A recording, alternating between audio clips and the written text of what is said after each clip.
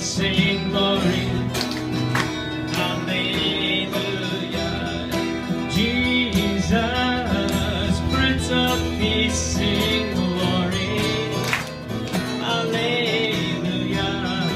Jesus, yeah, Prince of Peace, sing glory. Hallelujah. King of kings and Lord of lords, glory. Hallelujah.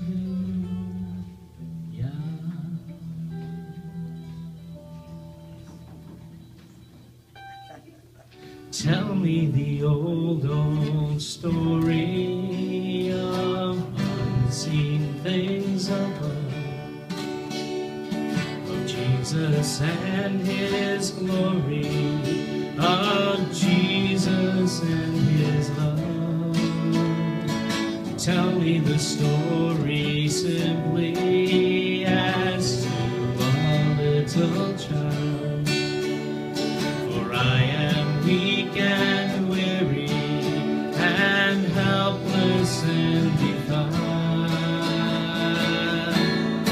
Oh, defiant. Tell me the old story.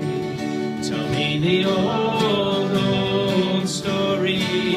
Tell me the old story of Jesus and his love. Oh, his love. Tell me the story slowly that I may take it in. The wonderful redemption, God's remedy for sin.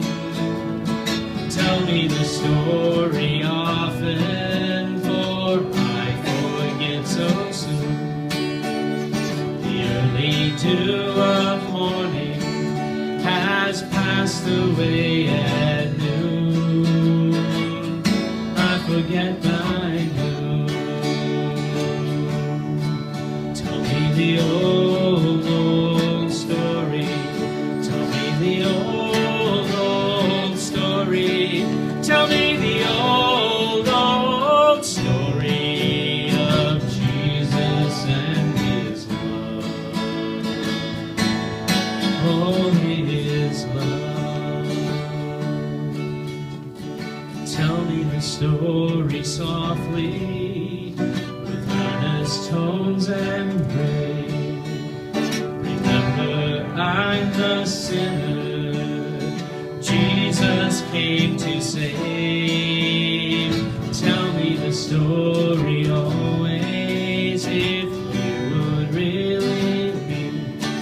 In any time of trouble, a comforter to me.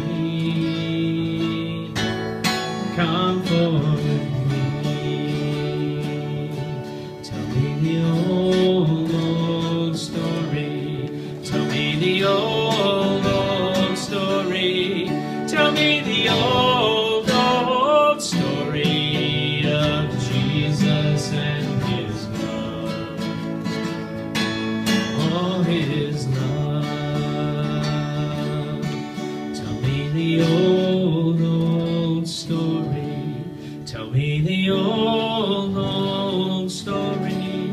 Tell me the old story of Jesus and his love. Oh, his love.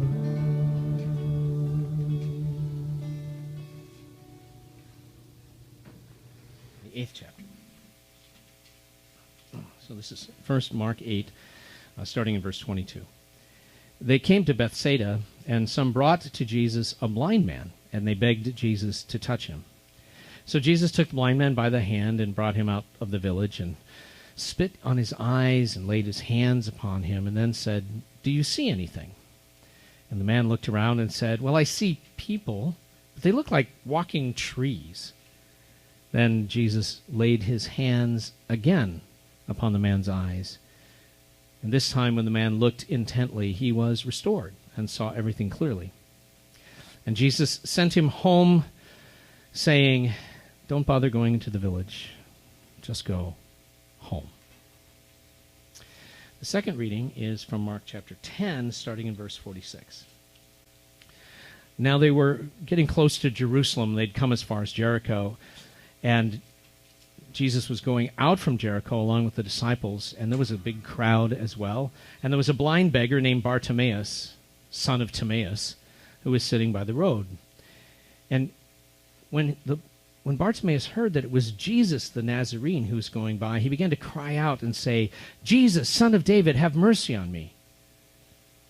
Now many were sternly telling him to be quiet, but he began to cry out even louder, Son of David, have mercy on me. And Jesus stopped and said, well, call him over here. And so they called the blind man. They said, take courage, arise, he's calling for you.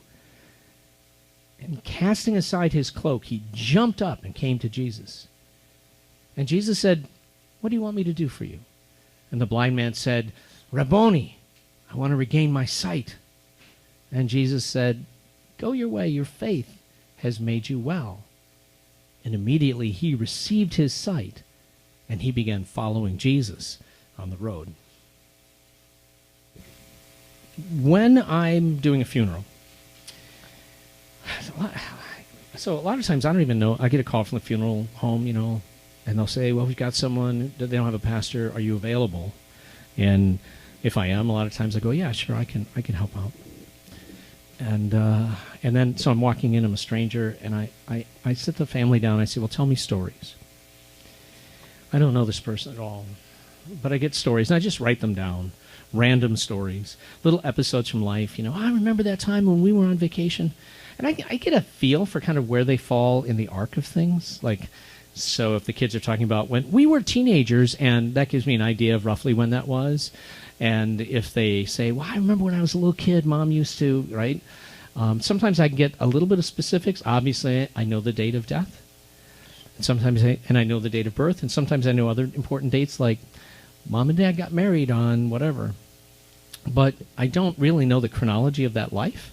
So I have all of these episodes that then my job is to see if I can put them together in a way that helps everyone know first who this individual was, and second, how God's grace was at work in, through, for them during the course of their lifetime, in the hope that people will recognize out of that two things, that that person's life was also part of God's work of grace in their lives, but also that God is at work in their lives. So that's my job. By the way, I learned very quickly that even when I know people, I tend to know them in that special way that only pastors know people. Which means there's all kinds of stuff I don't know about people, because I'm always going, really? Now, you actually may have had that experience, too, where somebody you knew really well, or it might even be a loved one, and when they died, you're like going through, and you're like, I had no idea that Grandma was in World War II, right? Wow, look at this picture of her. She was a pilot? She never talked about it, right? So there's a lot of stuff that we sometimes discover about people. The reason I mention that is because the only gospel that bears evidence of an eyewitness is the Gospel of John, which is why when we talk about Jesus' ministry, we talk about it being a 3-year ministry, because it's in John's gospel we get this idea that Jesus traveled around, and there are different times when he was in Jerusalem. Right? He would come to Jerusalem, and then there was another time he was in Jerusalem, and another time. By counting that, we get 3 years. If you read like Mark's gospel, and then of course remember Luke and Matthew are based on Mark, so Mark's the template. They have Jesus kind of starts in Galilee after his baptism, and he's there for a while, and then he goes over to into Judea, and then to Jerusalem, and then there's what we call the Passion narrative. And so all the stories about Jesus in Jerusalem are together in one section as almost a continuous block. So there's a sense in which one of the organizational things that Mark uses is geography. So all of the stories of Jesus in Galilee he kind of puts together in the beginning. All the stories of Jesus sort of between Galilee and Jerusalem are in the middle, and then all of the stories in Jerusalem are at the end. And so the story we're used to is that the triumphal entry and the cleansing of the temple all happen in the beginning of what we call Holy Week, and then at the end of that week, Jesus is crucified, but John actually has Jesus cleansing the temple like in the beginning of his ministry, so that's 3 years before he's crucified. So the offense of doing that is what, I mean, starts the ball rolling, but things take a while. It's not like today where there's instant social media. So because the church isn't, for the most part, an eyewitness, they knew the eyewitnesses. The stories they learn are episodes. And they were, by the way, incredibly good at remembering these stories. What would happen, this is a predominantly oral society, because not very many people could read. Now, the Judean people were a little better at that because learning to read Hebrew was pretty important in the synagogue, so there was more literacy, I think, probably right there in Palestine than in a lot of other areas. But not that many people could read, and so it was very important to have oral tradition. And because of the strong influence of the rabbis, oral tradition was really important with them too. They had what they called oral Torah. And so people were excellent at hearing a thing and repeating it verbatim, not like us playing that game, telephone. They got it. And what would happen very quickly is that as a story is told a few times, it would shape up into a package that was easily memorized and repeated verbatim. So it took a common form so that it didn't take very long where everyone told the same story pretty much the same way. Now, there are some historical differences, and there are some things that would pop up where two versions of the story run into each other, and so there's a little bit of stuff that occurs like that in transmission. But for the most part, they got it dead on, and the sayings were they were good at the sayings. And so the people learned the stories of Jesus and just kind of learned them, and then they get passed on. And Mark then has to organize this into a meaningful message, and he's got a message for his people, and he lays everything out in a very particular way, and it's really interesting and really complicated, and it's also really simple at the same time. And if you look at it, you'll see there's basically three parts. The first part begins with Jesus is baptized, and there's a voice from heaven that says, "You are my beloved Son." And then it ends with the healing of a blind man, followed by a confession of who Jesus is, followed by a voice from heaven saying, "This is my beloved Son." And then that section ends with the healing of a blind man, followed by a confession of who Jesus is. And then that takes us into the Passion story. Now, the longest part of that is the first section. That's like 8 chapters. And the second section is much, much shorter. It's only, I think 3 chapters. 3 chapters, and then the Passion narrative is the end. But the structure is really clear. So the reason I'm telling you that is that Mark, when he tells us the story of the healings of these 2 blind men, and that first one you're going, wait a second, it didn't work? Like Jesus messed it up and had to do it again? Fortunately, the first healing was still under warranty. Is that how that works? And you may also have been a little grossed out by the he spit in his eye thing. Here's spit in your eye, right? Isn't that an expression that you've maybe heard? Here's spit in your eye. Apparently that was a good thing in the ancient world.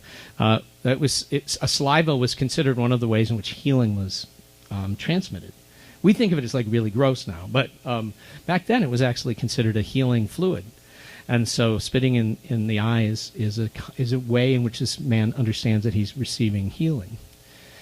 But it doesn't work 100% the first time. Did you catch that? The guy's like, yeah, I kind of see people. They look like walking trees. We are instantly bothered by these 2 stories, the first one in particular, because it looks like Jesus messed up. Mark is not. He's actually interested in the way each story reflects something about the confession that comes afterwards, because in the confession of who Jesus is that follows, there's a misunderstanding on the part of the disciples. But in the second time, the confession of who Jesus is resolves into the full expression of who he is without misunderstanding, which is the cross and the resurrection. So Mark is actually using it sort of as a metaphor for where people are at in their faith. But if I rack back away from what Mark is thinking, and I just look at these 2 stories, and I begin to ask myself the question, what's going on? Why is there a struggle the first guy and not the second guy? And I compare the 2 healings. I notice a few things. So let's start with the second healing, Bartimaeus. Bartimaeus is a beggar. Being a beggar is an honorable profession in the ancient world. In fact, in some places in the world today, that's still true. See you guys later. So some places in the world that is still true, and there are beggar monks in many Buddhist countries, and being a beggar in many Islamic countries is a very positive thing. It's you renounce all possessions and then live at the care of others. Having beggars is a way for people to fulfill the commandment to take care of the poor. So there must be poor in order to take care of the poor, so that it's considered a kind of gift of God. If a person is a beggar, then what God is doing is providing the healthy person a chance to obey the commandment by performing the mitzvah of helping the beggar. So see how that cycle works? But there are rules, okay? One of the rules is no yelling and screaming and making a big scene. You know, what you're supposed to do is you make sure the cardboard sign says that you're a veteran and you're homeless, and you can add how many children you have or whatever, and you hold it up and look pathetic, but you're not supposed to go running to the car, pounding on the windows going, if you were a real Christian, you'd give me money, okay? That's how it is today. Back then, there were rules. The beggars would sit on the side of the road. They would sit on the ground. They would take their cloak and cover their kind of over in their lap, and then people would throw money in their cloak. That's how that worked. And they were typically, we understand that they would say something like alms for the poor, or like, can you help? But they weren't supposed to get too loud or be too annoying. They weren't supposed to tug on people or pull. They were mostly there, just kind of looking pathetic, and people would throw money in. And so here's this blind guy. This is the best time of year, right? I mean, just like the Salvation Army knows when to put out the red bucket and have the bell ringers. These guys all knew. All of the beggars knew when was the right time of year to sit out on the side of the road. It was the festival time. There's pilgrims coming like crazy to Jerusalem for Passover. So you're right on one of the prime roads. It's almost like a parade as all these people come in, and there you are. And you think, well, you want to be closer to Jerusalem, right? Because there's more people. No, you want to be earlier, a little further away, because people start giving money. By the time they get to Jerusalem, they're like, I've already given all my money to the poor, so I'm good. So he's probably got prime real estate, which he's had for years. And he hears that Jesus is coming by, and he begins to shout out most undecorously, Son of David, have mercy on me. And in so doing, he's actually announcing that Jesus, that implies that he understands Jesus is Messiah. Son of David, have mercy on me. And everyone's going, shh. And Jesus says, no, bring him over. He says, what do you want? He says, I want to receive my sight. But did you catch what happened? When Jesus says, bring him over, they go, well, hey, he wants to talk to you, I guess. The guy doesn't just scoop up his money and no, he throws aside his cloak. All the money he'd been collecting goes flying. Every other beggar in the row is diving for that. And he doesn't even care. He tosses it away. And he goes running to Jesus. I want to receive my sight. And Jesus heals him on the spot. Your faith has made you well. The guy, bang, can see. His life is transformed. He's not unemployed. But his life is transformed. He's given up everything. And now he immediately, and Jesus is like, go in peace. He follows Jesus. He doesn't go anywhere. He becomes instantly a disciple. He follows Jesus on the road. Now think about the other guy. The other guy, people brought him. He didn't come on his own. He didn't cry out for Jesus. Other people brought him. They brought him to Jesus.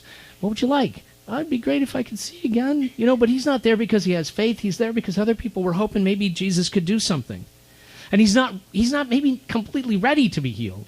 There's almost like a struggle right there. Like there's a little resistance in the system. Because to be healed is to be changed. You can't live the same life you lived once you're healed. You really can't. I mean, let's be honest. If you have a heart attack, go to the hospital and they fix you up, what do? The first thing they do is they send you to cardiac rehab. And they say, from now on, your life has got to be different. And you're like, really? But I like salt. And I have to exercise? Right? In other words, your life must change. Because healing is about transformation, not about getting better. But this guy's not ready for that. Not really. And so what happens is when Jesus heals him, Jesus is like, okay, don't even bother going back talking to me. Just go home. Right? He's only ready to go home. That's where he's at. Now, I would like to imagine that I'm like Bartimaeus, right? Ready for the healing. Ready for the transformation. Hallelujah. But I think I'm more like this other guy. Ready to be sent home. With not quite enough faith.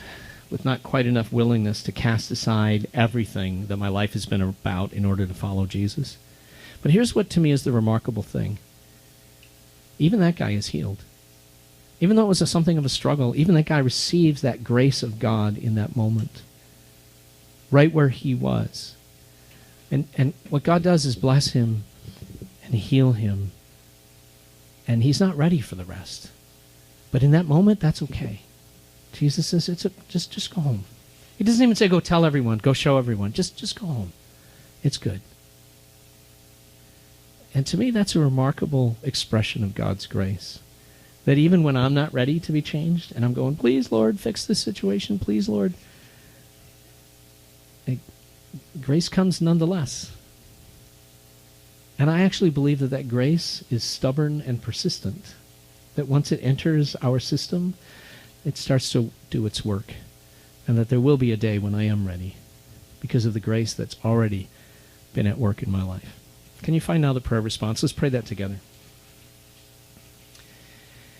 What graciousness and compassion you show, Lord Jesus. Sometimes I am ready for the healing that changes my reality, the healing that alters my priorities, the healing that leads me to cast aside my old life and to leap to my feet to follow you.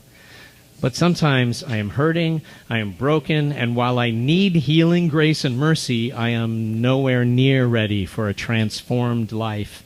Yet even then, even when others must lead me to you, when my faith is weak, when I resist the very grace you offer, still grace comes. And though I may be fit only to be sent home, I know healing nonetheless. Yes, I long for that day when I am ready to be fully healed and changed. But until then, I thank you for your patiently persistent grace. Amen. Oh, my feet been pulled.